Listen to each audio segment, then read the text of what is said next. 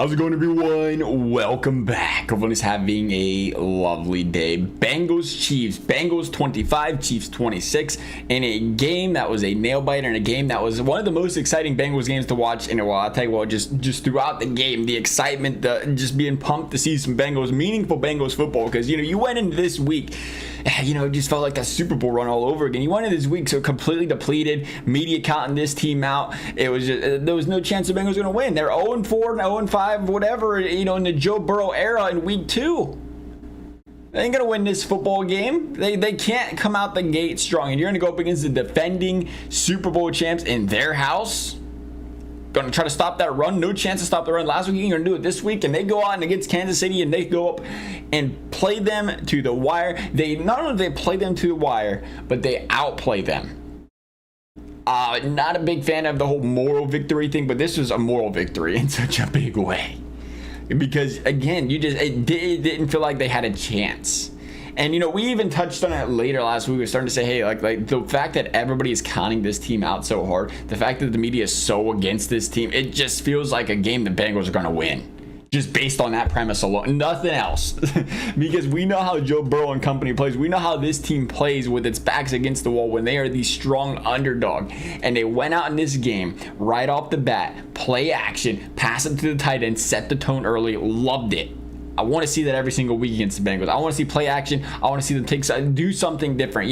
Love them trying to establish the run game, but we've seen it time and time again last year, this year, really anytime in the Zach Taylor era. They can't run the football, which is unfortunate. They got to figure that out. But they can't run the football, and it causes them to, first down, second down, 2 runs. Now it's 3rd and 6.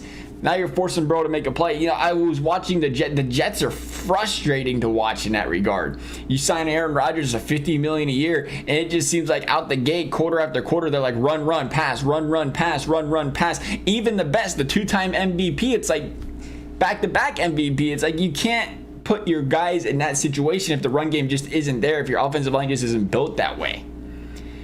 Wear the opposing team down, close the game out in the run game, move the football down the field later in the run game. Do what you got to do, but you got to be aggressive early against any team because you don't want to let anybody stay in the game. You got to play to your strengths. Number 9 with the football in his hand is your strengths. So I love seeing the Bengals do that early. And more importantly, I love seeing what they do with the tight ends in general. Gesicki, 91 receiving yards, 9 targets, 7 catches. I'm excited for this guy. I think when you look back at last season with the Bengals, the one thing that was really lacking was some serious tight end play. The first couple years you had CJ Uzomah, you had Hayden Hurst making some plays for the Bengals. They was hoping Irv Smith could have been that guy last year. Didn't come to fruition. But I think now you bring in Gesicki. And mind you, Burrow bringing up Uzomah, bringing up Hayden Hurst. You look what they're doing outside of Cincinnati. He brought those guys up.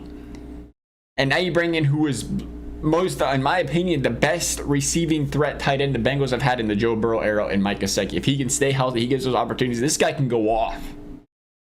He's going to have an excellent season.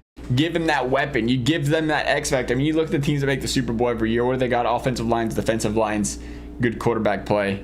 They got that tight end playmaker in there. Bengals add that to the repertoire where you're already trying to slow down Burton. You're already trying to slow down Chase. You're already trying to slow down Higgins when he's healthy. Yossi.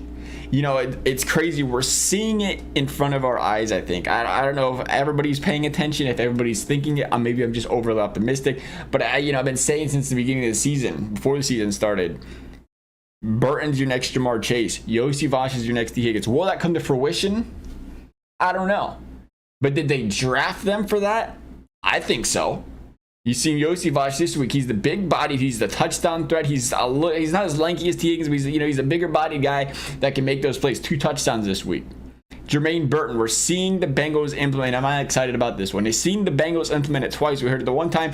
Burrow just didn't have the time to get the football downfield. The other time, they hit Jermaine Burton on that go route. His specialty. Got him. Beat his man. Opened down the field. Huge gain. Good freaking luck. Good freaking luck slowing down Joe Burrow and company. If this offensive line can protect them as well as they did against Kansas City, or better in the future, when you got to slow down a healthy T. Higgins, a healthy Jamar Chase, a Gesicki playing at his best, and then Jermaine Burton of all guys. Okay, well, now we get the 4th dude on the team. We got to make sure we can't match up one-on-one with our 3 CB or with the linebacker, because if he goes on that go route, take it to the house, good luck. It's crazy. 0-2. Confidence is pouring out of every hole possible for this Bengals football team right now, even at 0-2. 151 yards. Ludini does it again. You went into this football game knowing good and well this defensive line is depleted. What happens? BJ Hill injured. Rankin's injured. It gets worse. You know you run the football down the Bengals' throat and you can win this football game. And they was doing it a lot of this game. But credit Lou Anarumo and company, because when the time came to stop Mahomes, make him throw the football, he turned it over twice. They forced a fumble. You did exactly what you needed to do in this football game. You knew it was going to be difficult to slow this team down. Force turnovers. Emphasize forcing turnovers. When you're going to knock the coaching staff for making the bad plays, the bad calls, you have to praise the coaching staff for emphasizing the important things in a game. No question about it. Causing turnovers is important in this football game. They got 3 of them. Getting pressure on the quarterback. Again, it's Trey Hendrickson and friends still. And it doesn't matter. Because Trey Hendrickson, when they're not grabbing around and neck, pulling him down, holding him, not getting a call, he is causing problems. We've seen that in the last drive of this football game. If it wasn't for them holding him, again, getting to the quarterback, they couldn't stop him. He was making the plays. And we talk about the run game. And we talk about what's so important about this Bengals defense under Lou Anarumo is they find a way to make the stops when they need to. They find a way to make the plays when they need to. They find a way to force the field goals when they need to. This game ran all over them all game. The announcers were lost. Why are you running the football? 2:30 left. Why are you taking your time on 1st and 2nd down? Why are you doing this? You got Patrick Mahomes. Why are you doing this? You're doing this because the Bengals have an answer for Patrick Mahomes nearly every time he stepped foot on that football field. You're doing this because Pacheco ran all over this Bengals offense all game. He needs 2 games. You give him that football, you're thinking 6-7 yards a carry. Field goal range. 3 timeouts, 2 minutes left. Don't give the Bengals a football back. The last thing you want to do is that. You run. They felt like they could have ran that football 6 times in field goal range to win the football game. And that's kind of how it felt over here. Because that was the way the Bengals defense has been, the way they've been against the run. It was like, how are they going to stop the run? Somehow they draw something up. Somehow they find the resiliency to stop Pacheco on 1st, stop him on 2nd, force the 3rd and longs. They make the big stops when you need to. And when we talk, let's talk about Dijon. Let's talk about the big pass interference call. He got there this freaking much early, too early. If that was a Hail Mary, which it borderline was, he just threw it up there 4th and 16. Because it was 4th and 16, not 4th and 26, maybe they don't call it. But, if that's a Hail Mary pass, never gets called. Ever. And it was the right call. Fact of the matter is, this guy made 2 penalties and it's cost 2 costly mistakes. One of them causing the turnover. One of them giving him that 1st down and put him in field goal range. If he gets there at the end of the day, though, if he gets there this much later, game's over. Bengals win.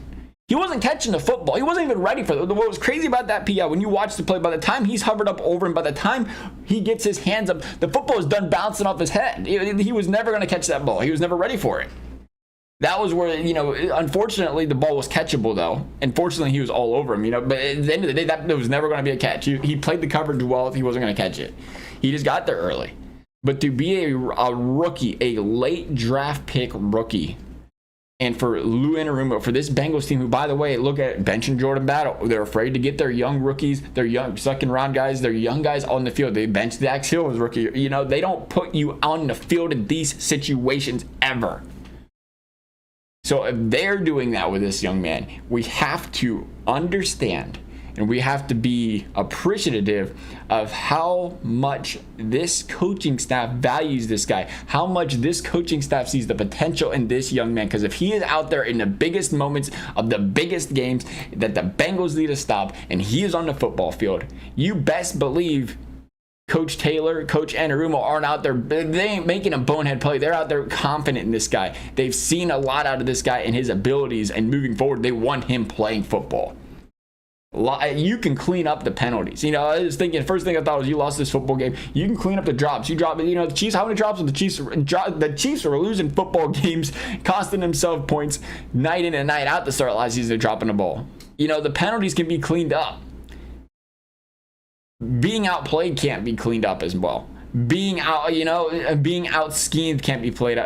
Can't really be made up. You go and we're at that point where Patrick Mahomes is starting to see ghosts. I think against the Bengals. I mean, even though he won the game, I think you can start to see it. You can start to feel it where he just goes in there a little bit less confidence against the Bengals. And if there's a team you want to have that sort of energy against, it's the Kansas City Chiefs.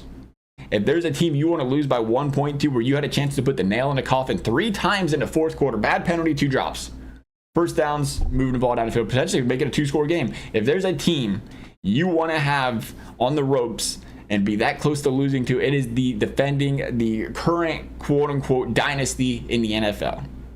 You'll figure everything else out. You got 15 more weeks to do it. Huge moral victory for the Bengals this week. Excellent game across the board, considering what they had. Again, you know, how depleted that defensive line was, knowing that. And knowing that the Bengals love to set down 3, drop 8 against Mahomes, like, you know, they had to figure something out, because that wasn't going to work. If there's going to, you just check the football down and run it for 8 yards every time there's going to do that. So to be able to game plan, to be able to scheme up a way to slow this team down, loved it. Great gameplay. Even Rice, you know, he did have the big play. I think that was against Dax, wasn't it? Did he beat Dax? Because Cam Taylor-Britt, again, playing outstanding football, you know, going underlooked in this league. We can't end this video without talking about how good Cam Taylor-Britt has been for this Cincinnati Bengals football team. Man, he's been stellar.